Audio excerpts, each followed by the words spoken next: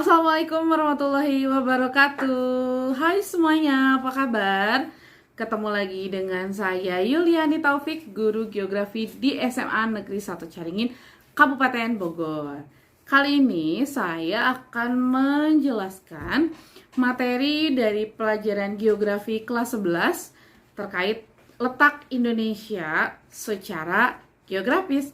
Mari kita lihat peta berikut ini. Iya, bisa kalian lihat dari peta berikut ini bahwa mencari Indonesia di peta dunia itu cukup mudah. Kenapa? Karena wilayah Indonesia itu merupakan negara kepulauan yang terletak di antara benua Asia dan benua Australia.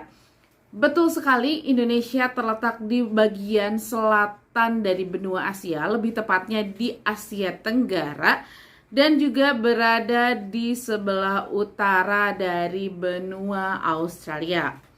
Nah, Indonesia juga terletak di antara dua samudra, yakni Samudra Hindia di bagian barat dan selatan, dan Samudra Pasifik yang berada di wilayah timur Indonesia. Nah, letak dari geografis Indonesia ini sendiri bersifat relatif. Maksudnya akan ada kemungkinan untuk bisa berubah di masa yang akan datang. Tentu saja hal ini dipengaruhi oleh gerakan dari tektonik lempeng. Adapun pengaruh dari letak geografis wilayah Indonesia yang berada di antara dua benua dan dua samudra tentu saja akan berakibat pada perubahan pola angin dan akan juga berpengaruh terhadap perubahan musim di Indonesia. Seperti yang kita tahu, Indonesia mengalami dua musim, yakni musim kemarau dan musim hujan. Ya, di mana musim kemarau itu dipengaruhi oleh angin muson tenggara atau mungkin kita lebih mengenalnya dengan angin muson timur yang bersifat kering, bertiup dari selatan ke utara dan melewati daratan benua Australia. Sementara sebaliknya, angin muson barat laut atau disebut angin muson barat itu bersifat basah karena mengandung banyak uap air sehingga mengakibatkan wilayah Indonesia mengalami musim penghujan. Nah, adapun pergerakan dari angin sendiri itu juga mempengaruhi terhadap bencana hidrometeorologi sehingga kadang Indonesia mengalami cuaca buruk, mengalami musim penghujan yang tidak bisa diprediksi, mengalami musim kemarau yang cukup panjang, seperti halnya El Nino dan La Nina. Ya.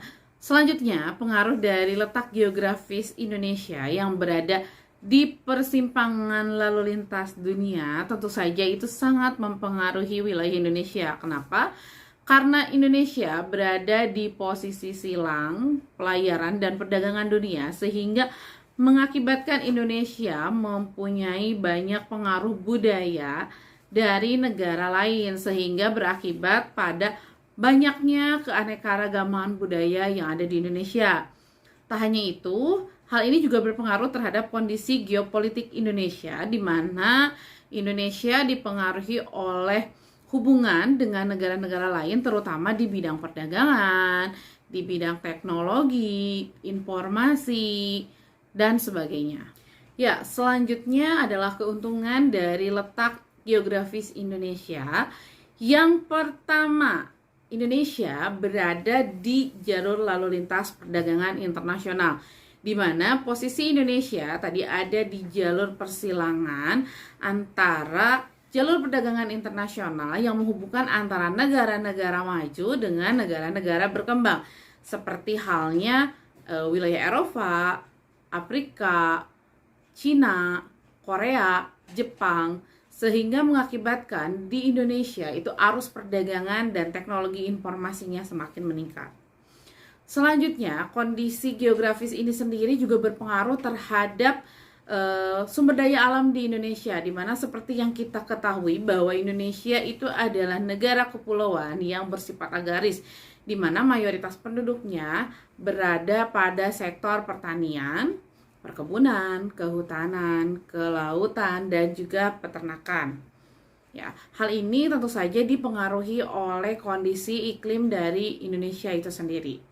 Selanjutnya, kondisi geografis Indonesia mempengaruhi pada banyaknya jumlah tanah yang subur ya. Seperti yang kita tahu bahwa wilayah Indonesia itu mempunyai tanah yang subur sehingga tadi cocok untuk kegiatan pertanian dan perkebunan. Tak hanya itu, pengaruh dari letak geografis Indonesia yang berada pada jalur persilangan dipengaruhi oleh banyak kebudayaan asing sehingga mengakibatkan Indonesia mempunyai keanekaragaman budaya yang tinggi. Seperti yang kita tahu bahwa Indonesia merupakan salah satu negara destinasi pariwisata di internasional. Tak hanya itu, di Indonesia juga memiliki banyak sekali tempat wisata alam yang masih alami dan juga tentu saja sangat indah. Sehingga hal ini juga menjadi pemicu para turis dari mancanegara untuk datang berkunjung di Indonesia. Mungkin sekian yang dapat saya sampaikan kali ini. Terima kasih atas perhatiannya. Jangan lupa like ya. Terima kasih. Sampai jumpa lagi di bulan depan.